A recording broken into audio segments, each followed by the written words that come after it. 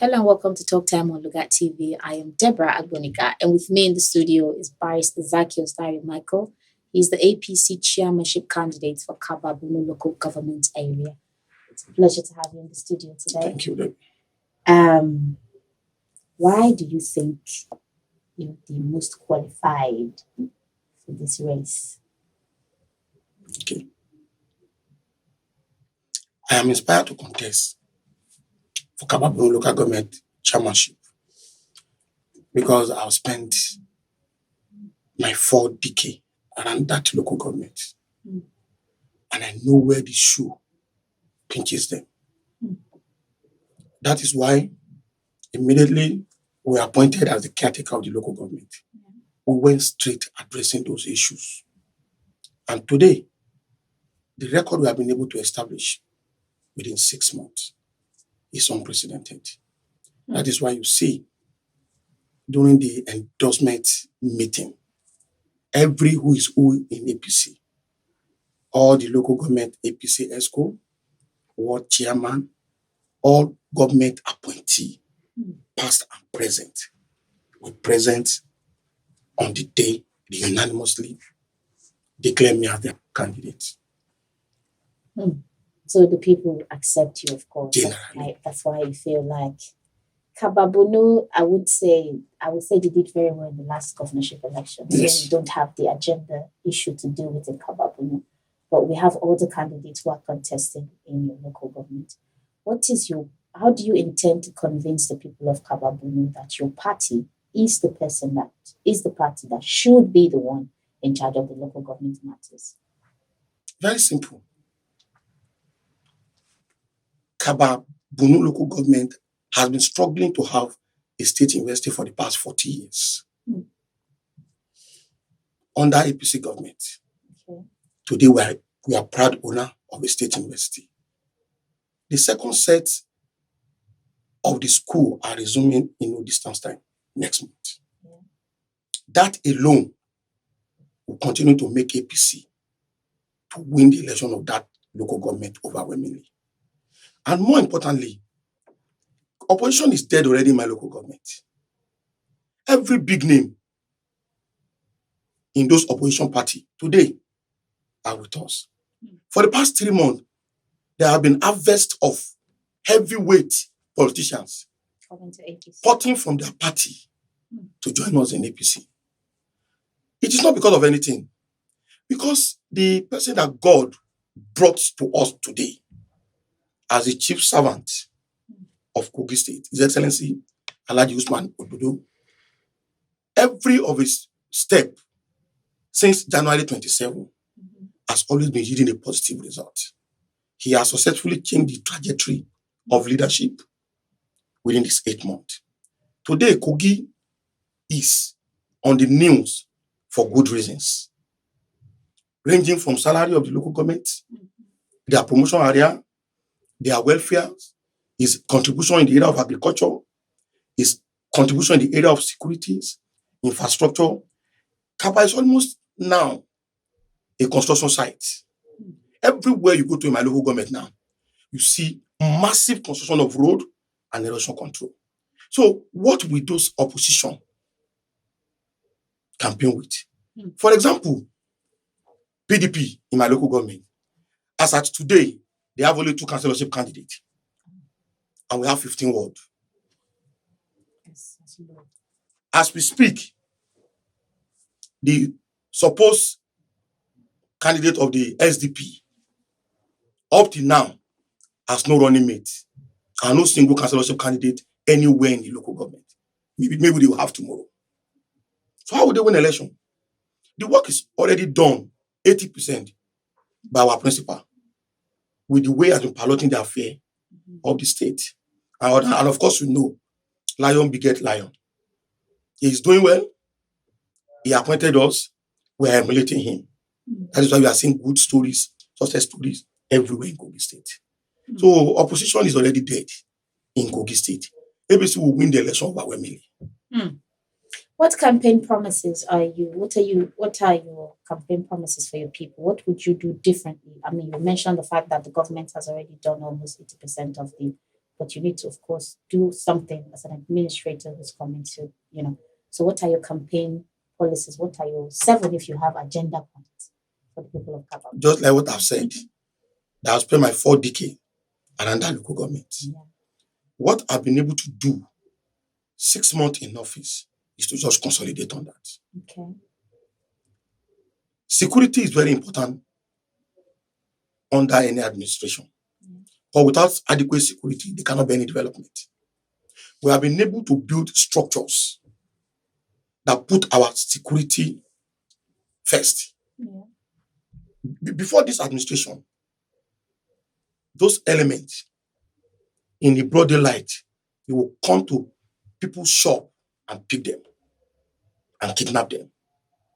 Under our watch, we have been able to,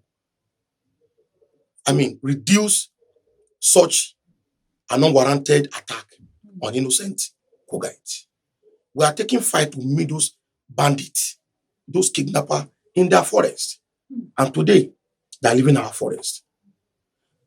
There's a particular time within 2-3 years to use Obadana Road, you have to pray and fast. Yeah. But today, people use the place without any harassment because His Excellency graciously gave us an approval to employ 50 hunters, and those hunters are provided with operational vehicles, both material, those vehicles, military, gadgets like bulletproof and the rest of other things.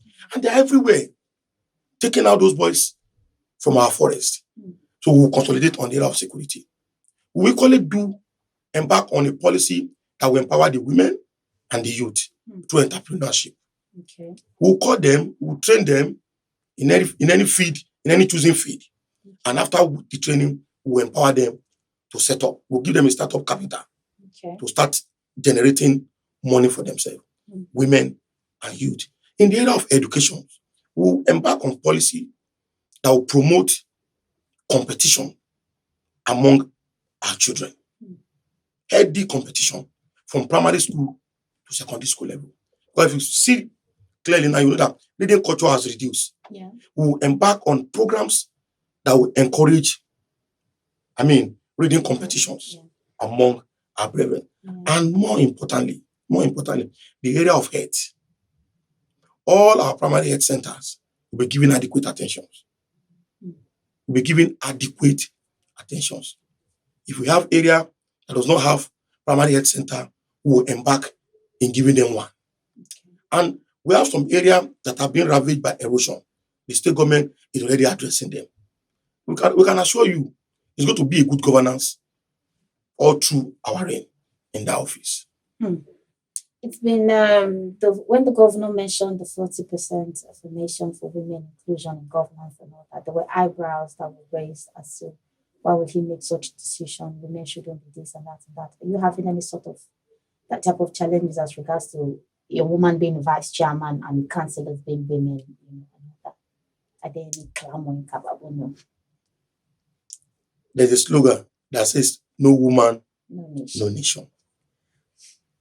Our women are doing well, exceedingly well in governance. They are the most committed. Giving them a responsibility, you will see them working assiduously not to fail. The policy is a very good one. It's a welcoming one that will promote inclusions. We are ready to implement that 40% affirmation if we are elected. Well, I wish you all the best on that. They said that the reason why some of you are very relaxed and you're not in your local government, according to a quote I saw on Facebook, is because the governor has said that all APC candidates must win in the local government election. So therefore, you're not doing campaigns, you're not doing nothing. How true and credible is this news I heard? Far from reality. All local government immediate past caretakers has a mandate to stay in their local government. Okay. How often do you see us in Lokoja?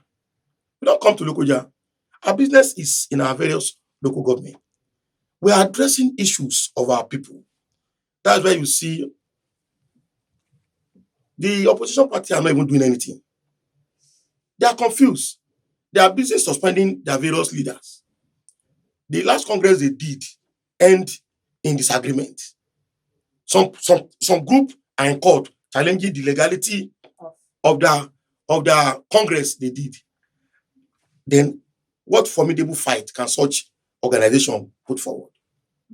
The only option they have is to stay on social media and be blackmailing the government maliciously. Because even now they don't have anything to even campaign with. They cannot insult us. Every area has been fixed by this administration. So are they posters? Are you doing posters? Remember where the campaign is to start on the 19th? 12th. Oh, okay. And we are flagging up our campaign tomorrow. Okay. The state is flagging up the campaign tomorrow.